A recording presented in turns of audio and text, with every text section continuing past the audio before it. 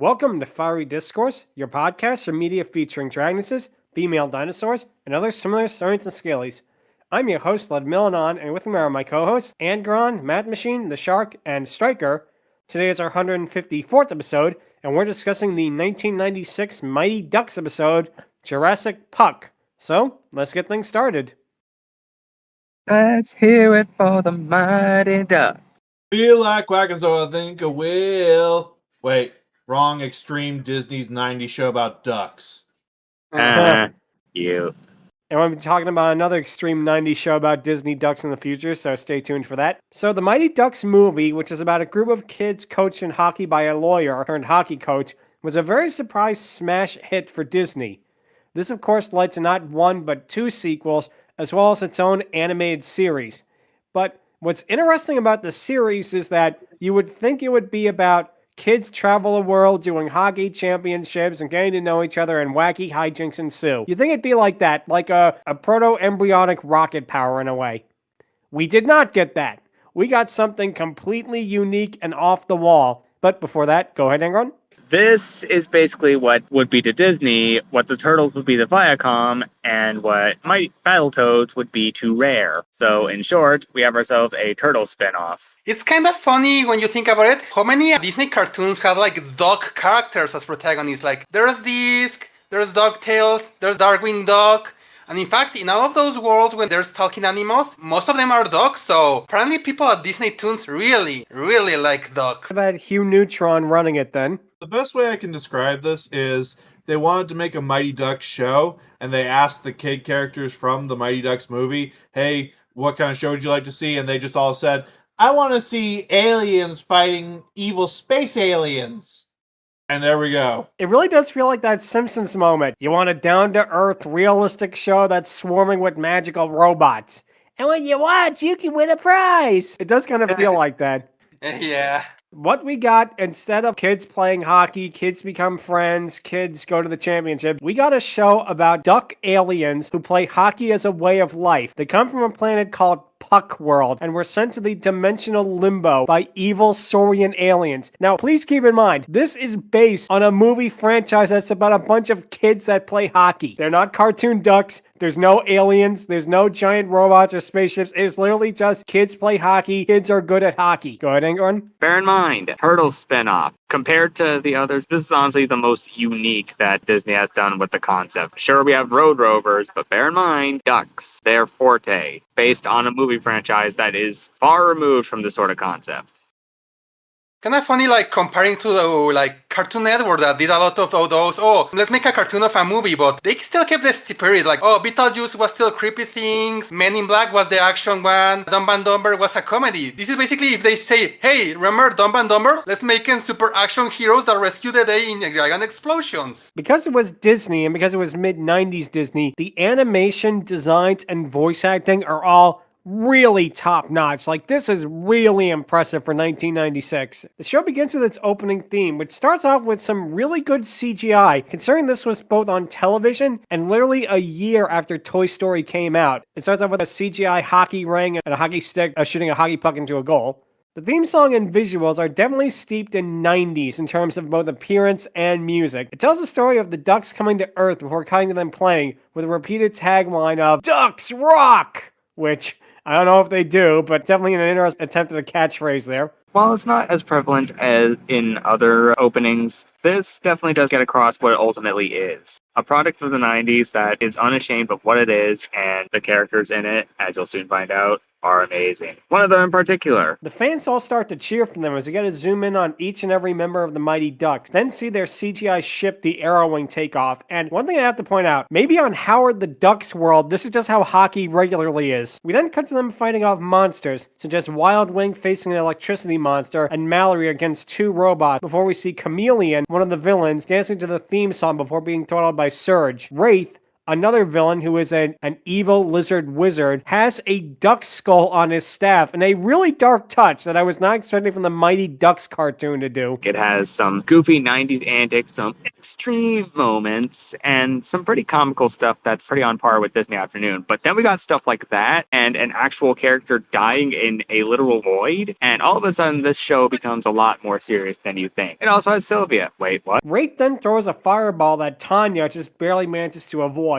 The theme song ends with a panning shot across all the Mighty Ducks before we then cut to the logo. Interestingly enough, the actual Mighty Duck hockey team that, yes, does exist in real life, they actually used that logo as their logo. The episode itself begins at a military base as a radar screen beeps. One of the officers, voiced by April Winchell, who uses her Sylvia voice there, says that it's not one of theirs. As the general tells the president they see a UFO and are ready for first contact. And I thought this was a Mighty Ducks animated series, but so far the Mars Attacks animated series really has taken a lot of creative liberties. I do not remember the alien ducks in that show. The general then turns the key as alarm blares and nuclear missiles are prepared to be launched. The general then says to begin sequence as the missile then opens up to, in a really funny joke that actually got a good laugh out of me, it opens up to reveal confetti and a sign that reads, "Welcome, Space Brothers," with a loud voice repeating it over and over. That actually is a really good bit of subversion there. Oh, go ahead, Angron. Yeah, pretty great, pretty funny,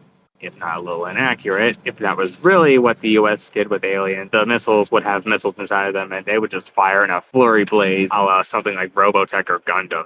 The general then looks through his binoculars and sees that it's not a UFO, but instead it's a pterodon. It manages to rip through the banner, then picks up one of the missiles and flies off. And obviously what it is this pterodon is an anti-nuclear activist. It's just trying to help out. Or, if it's a space pterodon, it could be related to Ridley. In that case, we need Samus here pronto. After a CGI hockey puck transition, we cut to the Mighty Ducks playing, where Nosedive manages to make the winning goal. As the crowd cheers and the Ducks all celebrate, an alarm goes off. Nosedive laments that his moment of glory has been cut off, and Nosedive here is definitely the Michelangelo of the group. And when I first saw this, I actually thought it was Rob Paulsen voicing him, but it's not. The guy sounds so much like him, it is so strange. Nosedive then reads the type of alert it is and is confused, as Tanya remarks it is clearly code for a dinosaur attack. Tanya is also voiced by April Winchell, who does kind of a variant on her Sylvia voice as well. She is the best character. I'm sorry, she actually was my favorite out of the Mighty Ducks, at least for this episode.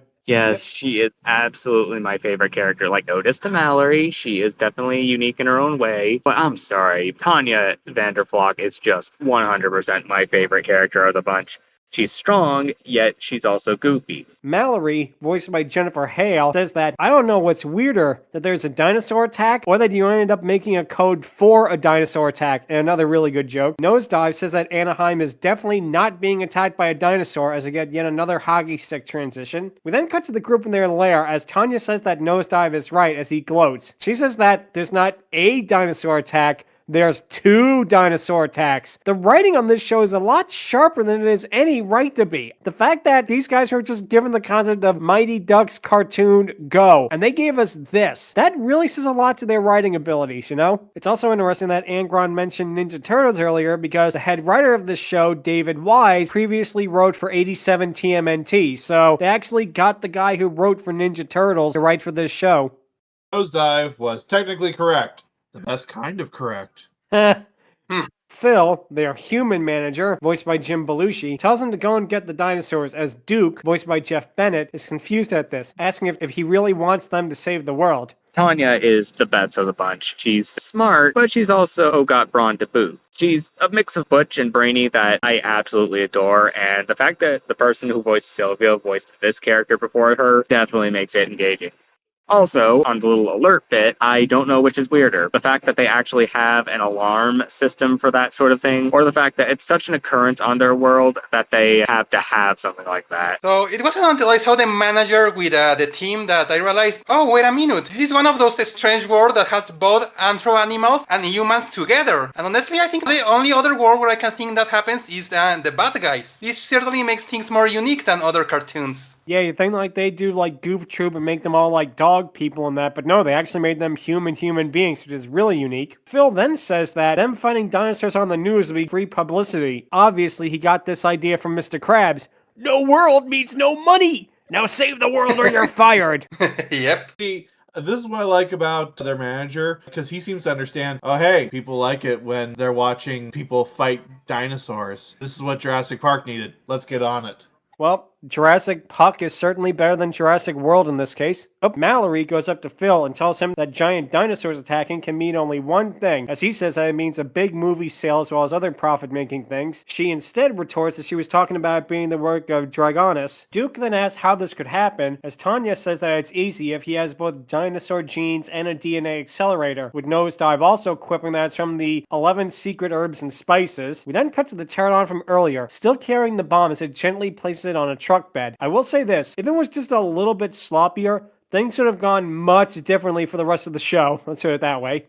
Chameleon, voiced by Frank Welker in what I think might be his 25th appearance on this podcast. He then says that the eagle has landed as Dragoness tells him to proceed with stage 2 after feeding his new pet. Dragoness is played by Tim Curry, who, as usual, does such an amazing job. Like, the voice cast they got for this show is really amazing, and we're gonna gush a lot about it in this episode because they got a fantastic voice cast. At this point, Frank Welker has been on this podcast enough. I'm amazed we just don't list him as a member himself. What's interesting too is, number one, Tim Curry plays Dragoness in such a slimy way. It's amazing. You could really feel the menace dripping from every one of his lines. And number two, last time he was on this podcast, he was trying to antagonize the Scalies. And this time, he is a Scalie. Karma acts in strange ways. He has retreated to the one place the gargoyles will not find him, the duck show. Perfect.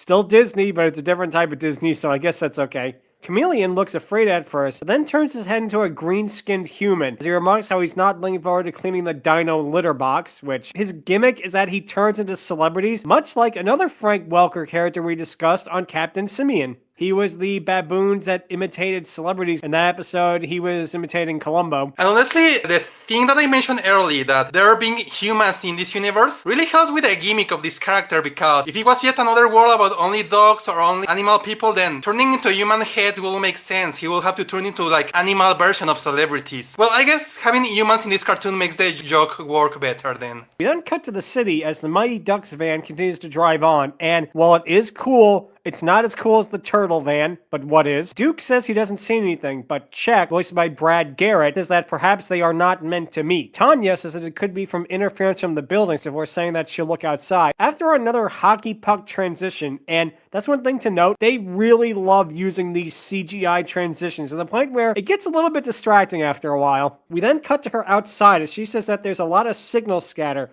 before suddenly dropping her communicator. It turns out that there's a sauropod staring right at her as she nervously tries to stammer out what it is. Now, what's interesting about this is that they say that the dinosaur is called a seismosaur. Seismosaur is a type of dinosaur that is now considered to have not existed. This dinosaur that they're depicting is one that, in all actuality, probably did not exist in real life. Duke tries playing charades with her as she backs up when the dinosaur roars. The Mighty Ducks van drives in front of the dinosaur as it then stands in front of it. Oh, go ahead, Matt. We learned from this that Tanya has what is typically called dinosaurophobia, or, if you want to be really technical, ornithocelidophobia. There's your $7 word for the day.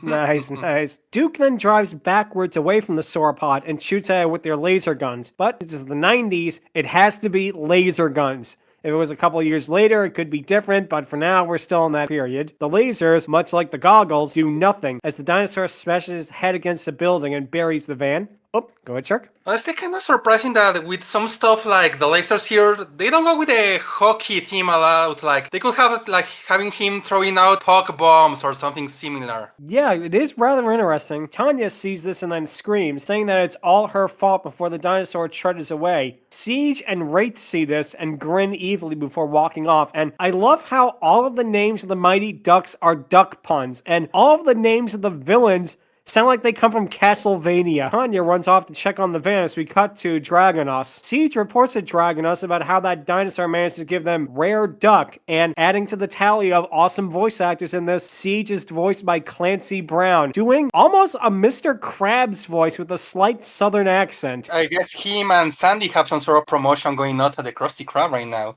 Barbecue nuts are back.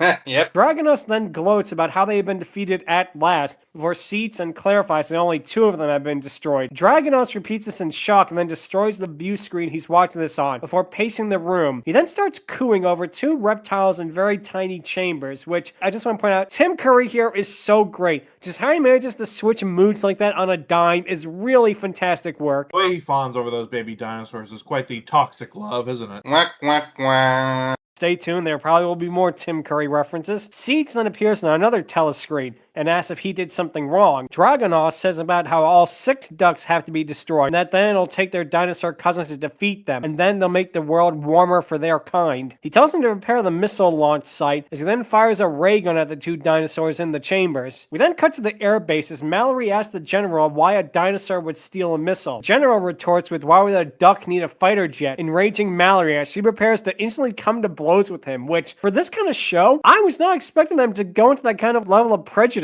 Like, that is surprising. The Turtles had to live underground in that, but I figure with this, with them being big hockey stars and all, but no. The fact they actually went this way really is interesting. Wild Wing then tells everybody to calm down before the pterodon returns and they all run. Oh, go ahead, Chuck. I love how he says basically, okay, let's all slow down, take a breather, and run for our lives when he sees the pterodon. The voice acting is really good, and again, the writing is too. I mean, that's just a moment that you wouldn't think is funny, but the way it's delivered, it really does work. Nosedive is currently being chased by the pterodon as he yells at the dinosaur to get a grip, before it grabs him and he says, "Not me!" The group then all stare at Nosedive being taken off as he tells them to get my mail, water my plants, and help! As we fade to black. Yep. Yeah, like you said, the great comedy. When we come back, we get a really good-looking aerial shot of the city as Nosedive continues to yell at the dinosaur to put him down. The Arrow Wing then appears as Mallory suggests to blow the pterodon out of the sky. Wild Wing says that that'll just take Nosedive down with it, and says that they have to wait until it puts him down. Nosedive continues to attempt to make conversation with the dinosaur,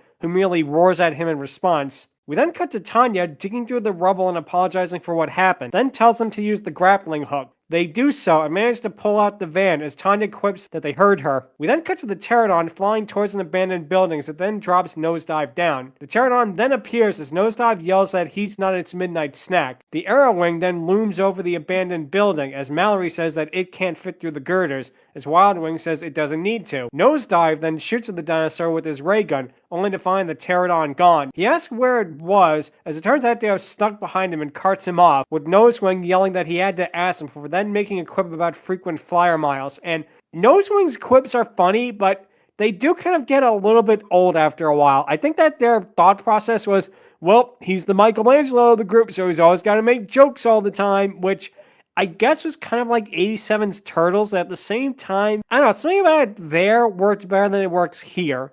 Go ahead, Matt. To bounce off of what Shark was saying earlier, here when Nosedive is firing at the pterodon, you can very clearly see that their laser guns are actually laser-infused pucks. Oh. Huh. You can tell what it is more near the end of the episode. I'm not going to say what it is, but you can tell it's a puck more than an actual laser.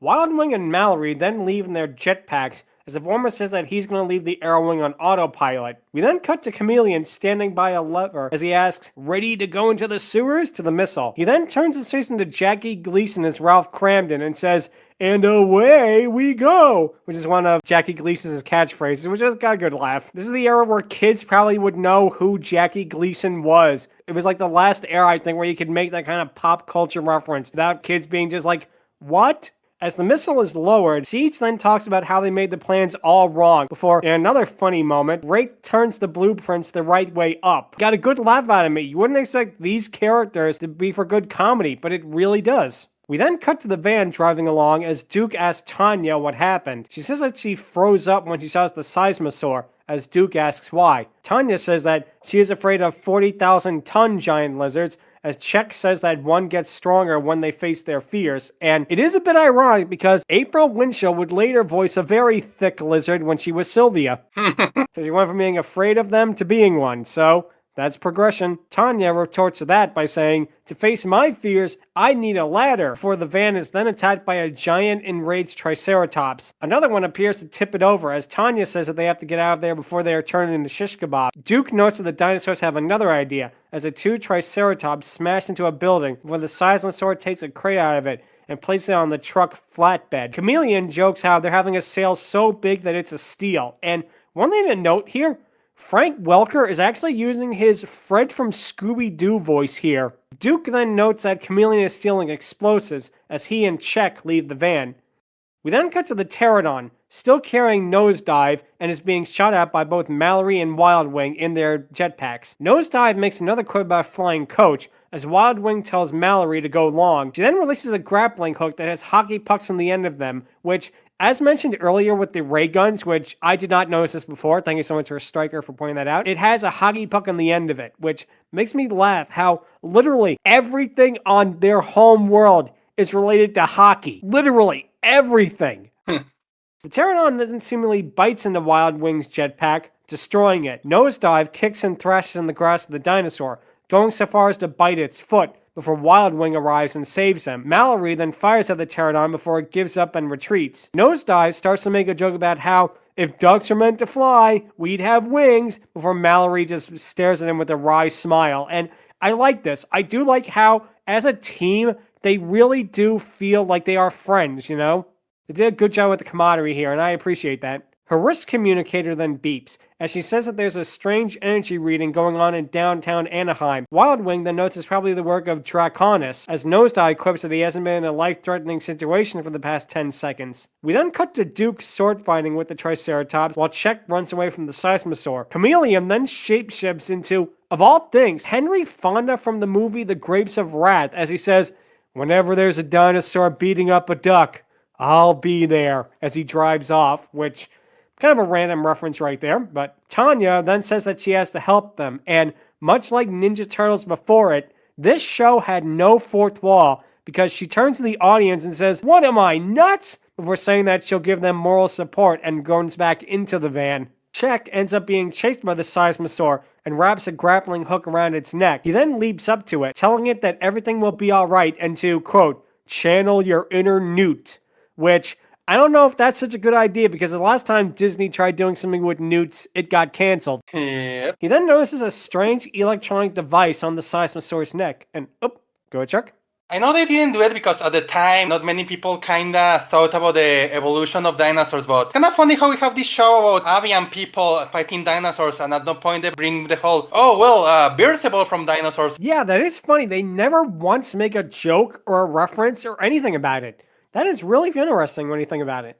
Czech then touches the electronic device with his bare hands and gets electrocuted, so obviously he is not the smartest member of the Mighty Ducks. He then falls to the ground near Duke. Duke quips that, "Are you jealous with the fun I was having?" as Czech says that he has evolved beyond jealousy. The pair then run away from the dinosaurs as they make it to the van, managing to push it over as they drive off with the dinosaurs chasing them, which really makes me wonder, how strong are these ducks? Because this is a gigantic van that's on its side, and they managed to pull it up like it's nothing. The street sharks could never, you know? Duke says that they're safe, as Tanya says that they have to find out about how the dinosaurs are being controlled. Czech brings up the metal plates, as Tanya realizes that it's a neural interface, and how they have to trace the signal, and the dinosaurs will be history. Which again, got a really good laugh out of me, mostly because of April Winchell's delivery. She really did a good job with this character. That is partially why she's my favorite of the group. We then cut to the explosive being lowered as Wraith, voiced by none other than, get this, Tony J, says that the explosives are ready. And I want to point out, that means that the villains in this cartoon are Pennywise, the Kurgan, Frollo, and the Martians from Mars Attacks. Yeah, no wonder they're sending their strongest dog warriors for this. Having Tony J and Tim Curry in your show together is not fair in any regard. How did this have like a TVY7 rating? The sex appeal in this is through the roof. Oh. Easily. I mean, just the conversation between them alone probably would make it TVMA, but regardless. Dragoness tells him to keep the ducks occupied for the next 10 minutes while he prepares the missiles, and says that after this time, nothing will stop him. We then cut to the van driving up to a power plant, with Tanya saying that is where the control signal is coming from. As they exit the van, she says that the signal is getting much stronger, as Chameleon then arrives as a carnival barker, telling them that it's time to feed the animals. We then get to one of the reasons why we're discussing this, because a pair of T-Rex then appear, as Tanya nervously says that she has to leave, with Duke saying he understands why she's so scared. Now, it is implied, though never outright stated, that one of these two T-Rex are female. Now, with that being said, we're going to rank the dinosaurs as a whole because it's never been confirmed. But regardless, it is rather interesting. Oh, go ahead, Math. Long story short, we're cheating. It's never said that any dinosaur is explicitly male or female, but we assume, oh, hey, they're in pairs, so one of them should be female. We're cheating because this is Mighty Ducks. We want to talk about Mighty Ducks. Yep, it's not the biggest leap we've had to make to do a podcast episode on something. We then cut to Wraith telling Seeds that the missiles are ready for launch, as Seeds says he is ready for the firework. Wild Wing, Mallory, and Nosedive appear to shoot at them, saying that the show is cancelled. Wraith tells them not to count on it, as they both fire at the trio, Seeds using a ray gun and Wraith using his staff to shoot fireballs at them. Nosedive, meanwhile, checks through a nearby manhole, only to see that the missile is underneath it. Mallory and Wild Wing continue to fire at Wraith and Seeds before the latter two teleport away. Mallory notes how easy it was to get rid of them as Nosedive arrives, laughing because the two apparently turned the missile upside down. Obviously, he's related to what happened with SpongeBob when he had the mountain turned upside down. Mallory tells him that maybe that was the point, as the street then detonates. As it explodes, a red liquid comes up to the top. Nosedive asks if it's hot sauce, but Wild Wing notes that it's lava. Nosedive jokes about Anaheim now being the lava capital of the world, as we then fade to black. When we come back to the show, Nosedive is saying how a volcano in the middle of Anaheim will cause traffic gridlock, amongst many other things, and one thing I do want to say, this cartoon episode is a way better time than watching the Tommy Lee Jones movie Volcano, which is about the exact same thing. Look at their faces. They all look the same. Thankfully, we're not gonna get a 30-minute scene of the dogs trying to cross a bridge. That too. Wild Wing says that the only way they can plug it up is with the weapons from the Arrow Wing as they all run to the glider. The glider is then hit by the lava and explodes as they all run off, with Nosedive joking about it being a nice night for a walk. And one thing I have to point out, this is a great show, this is a great episode and all, but man, they really missed the mark. It's supposed to be Steve's lava chicken, not Steve's lava duck. Saw it coming. We then cut to the pair of T-Rexes approaching Tanya, Duke, and Czech, as Duke says that they'll hold them off. Chameleon then notes that, oh, do you want to play? As he then begins pressing buttons on his remote to control them. One of the T-Rex then snaps at Duke, as Czech then leaps on top of it, saying he has no intention in becoming its dinner. Tanya runs into the van as the other T-Rex begins smashing it up. Tanya then breaks the fourth wall yet again, saying that the van is going to need another suspension by the time the episode is over, which, again, it's cute that they do this. Probably was David Weiss's influence, because, again, he wrote for 87 Turtles, and they did the exact same thing, but it's always nice to see it regardless. Oh, go ahead, Matt. I love how every single episode they actually do reference that they are in a show, and it's sort of like an Easter egg, kind of trying to find where that reference is. Yeah, that's cute. I like that. It actually makes it feel a lot of fun that way. We then cut to Wild Wing, Mallory, and Nosedive running to the Arrow Wing before it's blocked off by both the Seismosaur, the Triceratops, and the Pterodon. As they begin fighting the dinosaurs, Tanya calls them, with Wild Wing saying that they're very busy. Tanya says that they're in trouble, as Wild Wing says that they are as well, with the group diving to not get hit by the Pterodon. The voice actor for Wild Wing, he fought lava dinosaurs, but later on, he had become much more famous for fighting a Sharknado. The guy who voices Wild Wing, he later would star in the Sharknado movie, so good for him, I guess. Wow. Oh, Yep, dear yep. God. Wild Wing then asks if Tanya got control of the dinosaurs, as she says the device is being guarded by the T-Rexes. Nosedive is cornered by one of the Triceratops and just barely manages to get out of the way in time. Wild Wing explains about the volcano, and that the dinosaurs are blocking their path, and that they need her to get the device. She says that she can't, but Wild Wing says that she can do it. One of the T-Rexes manages to corner both Duke and Czech, as Tanya says that she's not a duck, she's a mighty duck, and that the puck stops here. And before she can quote more of Weird Al Yankovic's I Want a New Duck song, she then rides out of the van on her motorcycle and taunts the T-Rex by saying, "You talking to me?" Which is probably the most random of the movie references here. We then cut back to Wild Wing, Mallory, and Nosedive as the lava gets closer and closer to the Arrow Wing. Tanya rides off towards the dinosaurs as Czech notes how she has managed to face her fears, with Duke remarking, That or she's gone nuts. Tanya then rides towards Chameleon, who, this is the only thing that really confused me because she rides towards Chameleon, and rather than him staying behind to fight or try to stop her in any way, he just teleports away, which allows her to get control of the controller, which, I don't know, felt like they kind of ran out of ideas. It's like, how do we get Chameleon out of this episode? He just leaves. Like, there's no fight, he just teleports away, and will it make sense for him to teleport with the remote?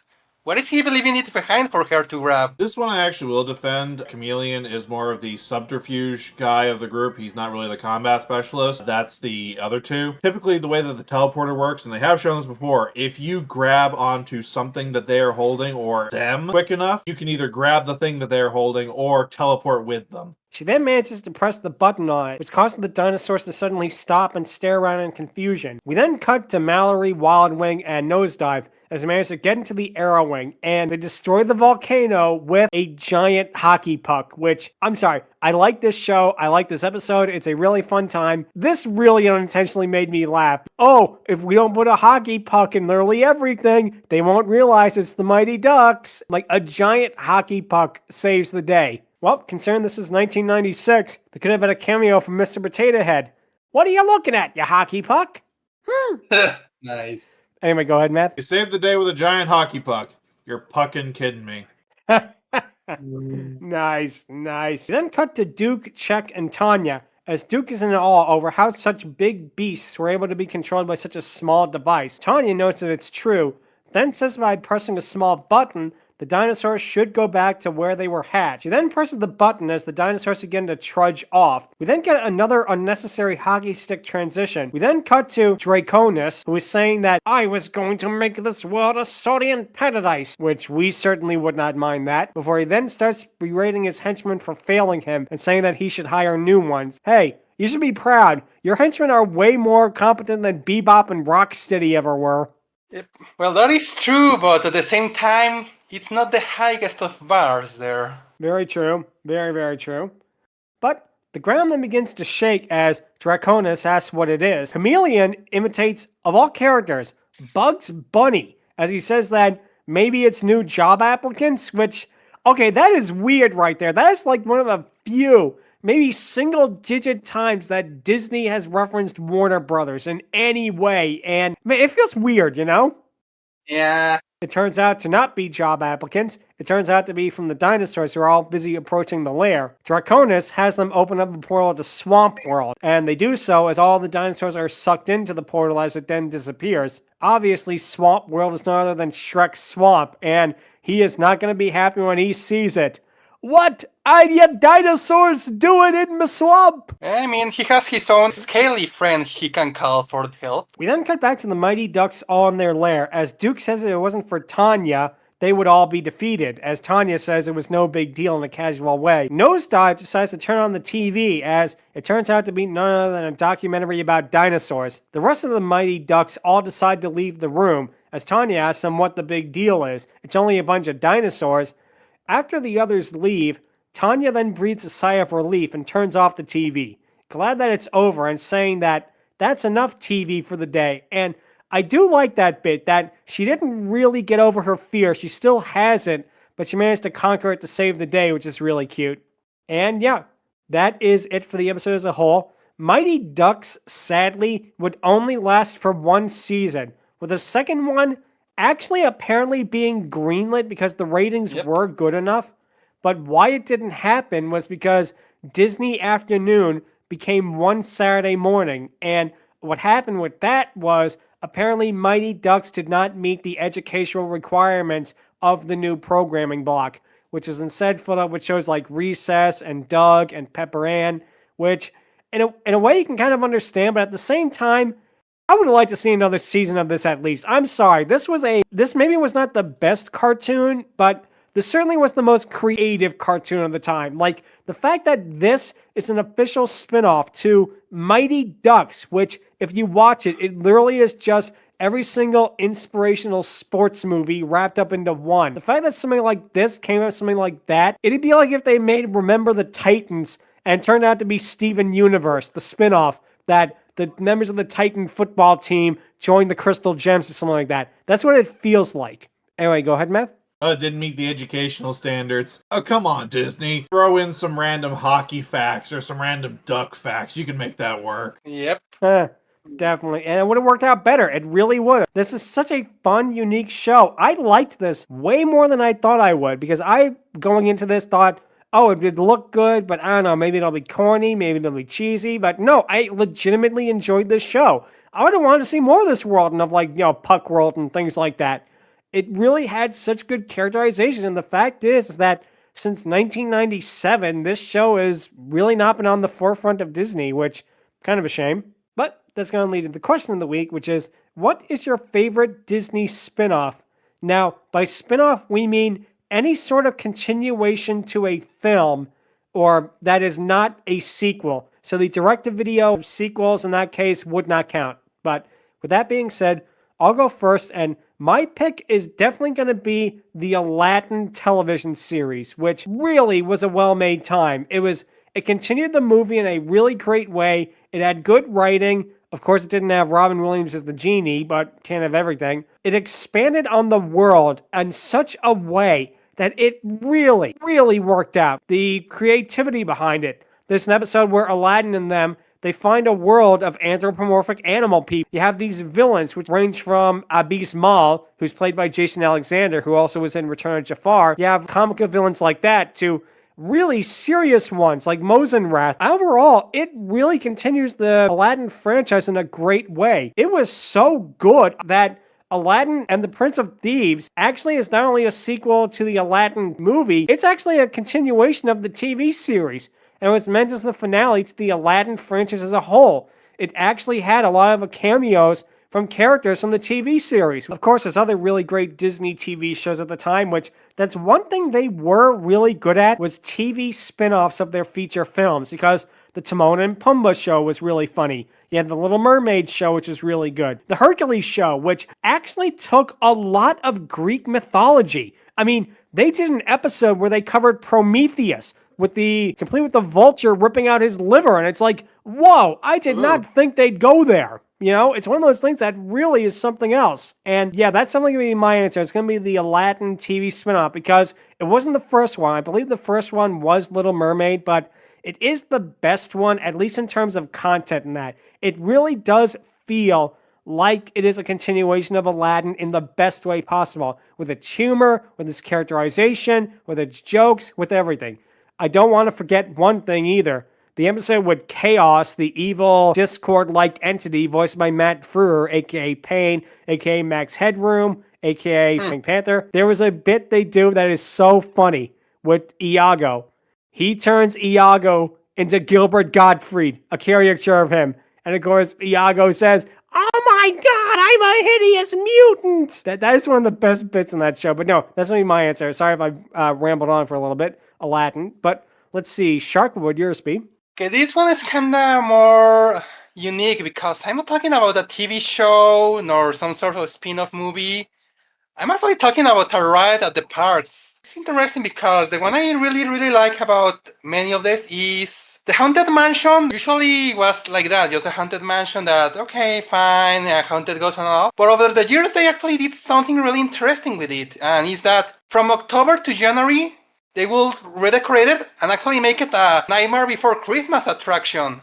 The Haunted Mansion Holiday, in which the story is that Jack Skellington, one day found out about the mansion, saw that the ghosts were all like, boring and all. It's like, oh, this place needs some cheering up. And so he brought all his pals from Halloween Town, and every Halloween and Christmas he will go to the mansion and bring them joy, bring them presents. But since they're actually ghosts, they actually like the presents they made, like the creepy dog, the black mermaid they made, they like it. And yeah, the whole place is decorated amazingly. Like, the elevator shows paintings of the characters, the graveyard is covered in snow where they play like a creepy version of What's This? What's this? And there was like an Oogie Boogie event one year where he will show up periodically through the mansion, and at the end, you know how at the end they have like these mirrors that will have the hitchhiking ghost? They will change it to creepy presents, like, oh, you could get a doll without head, or a gingerbread man that has been turned into a zombie and all of that. And yeah, it's a very unique, I really like that it's like not even like half of the year, it's like just 4 months, but that's like, yeah. You get to see it, you get to visit Disneyland during these days, and you're going to have a great experience. There's a lot of neon light that really fits the mood.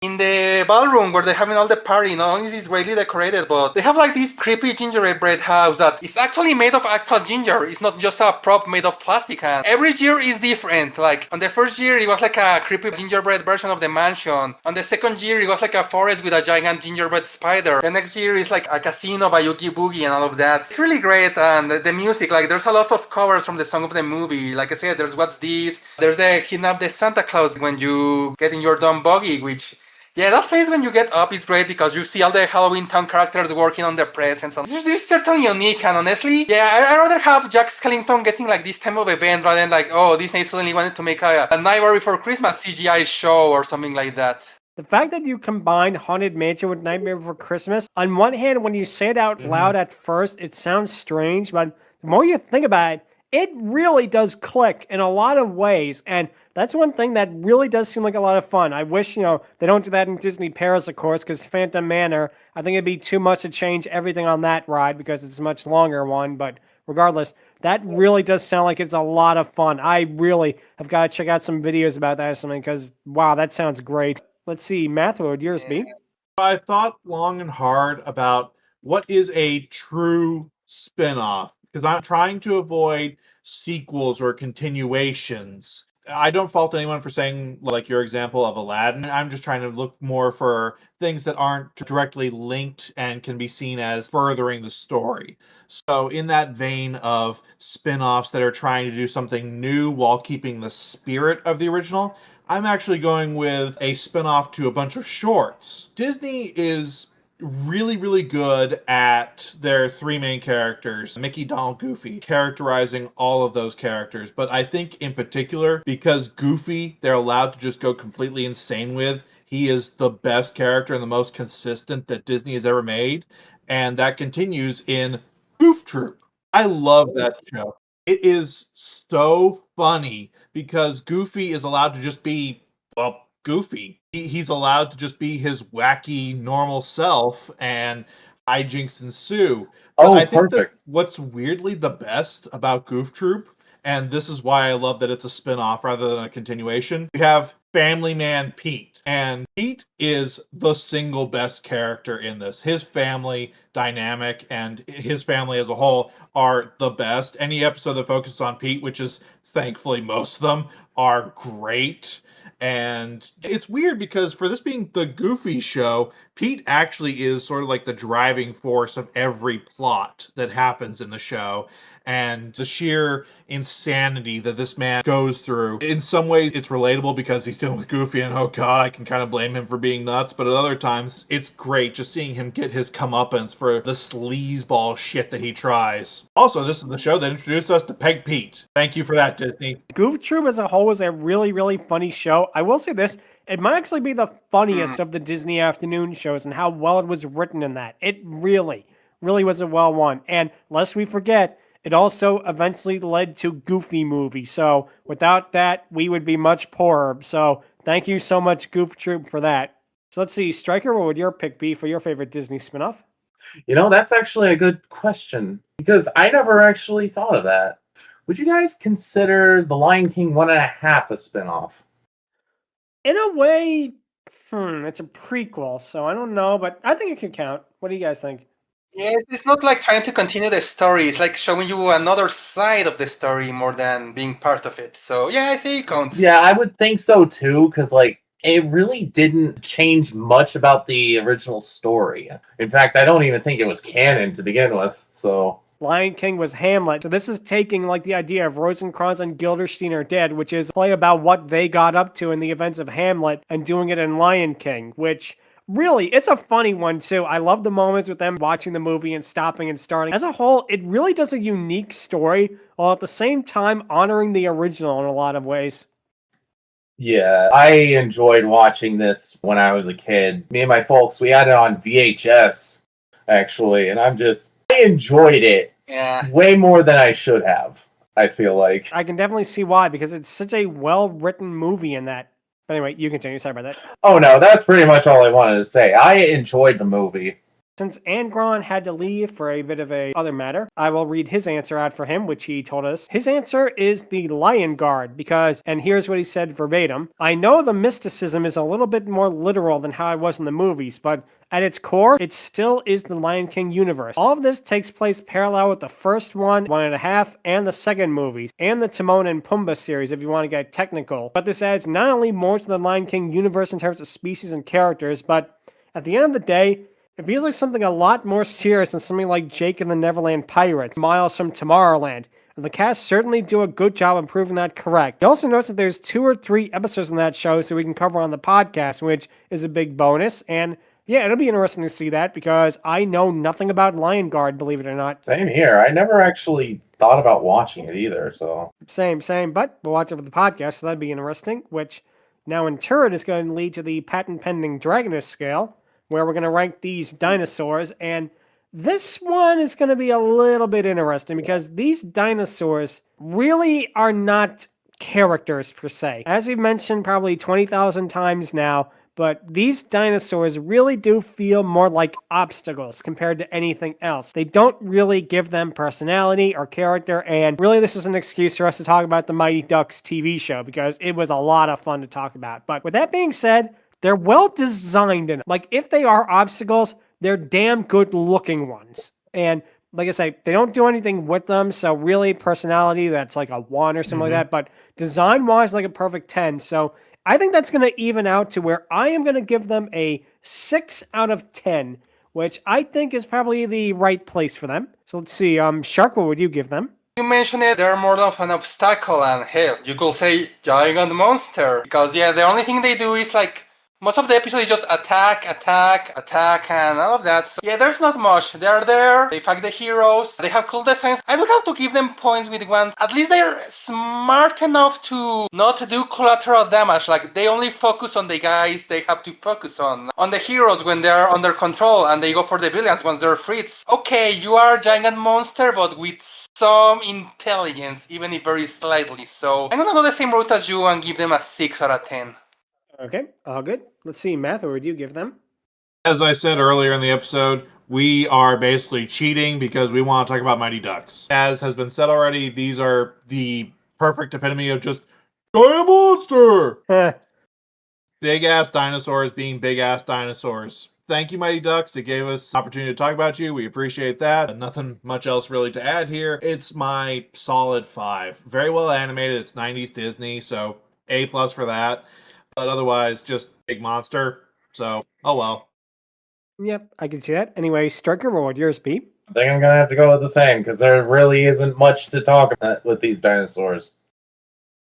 It's a 5. There really isn't much, but exactly like you all said, it was an excuse to talk about Mighty Ducks, which is another show that I grew up watching as a kid.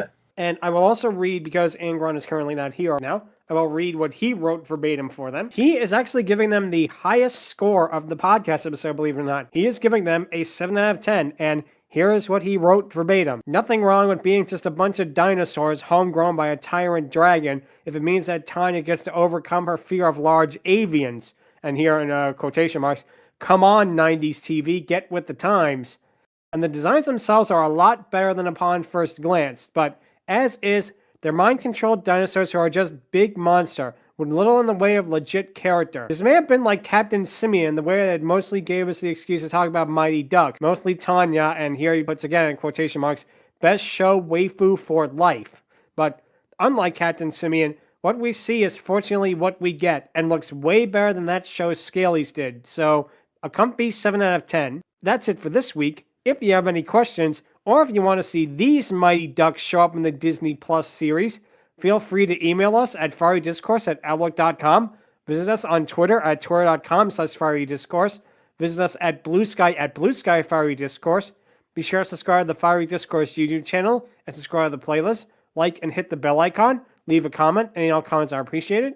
Next week, we're going to be talking about the 1984 The Series episode, The Champion. We're going from duck aliens to lizard aliens with this, and boy, it's going to be interesting, that's for sure. Yep. That'll be it for this week, and until then, thank you all so much for watching, and take care. Laters. Later. Adios. See you all next week.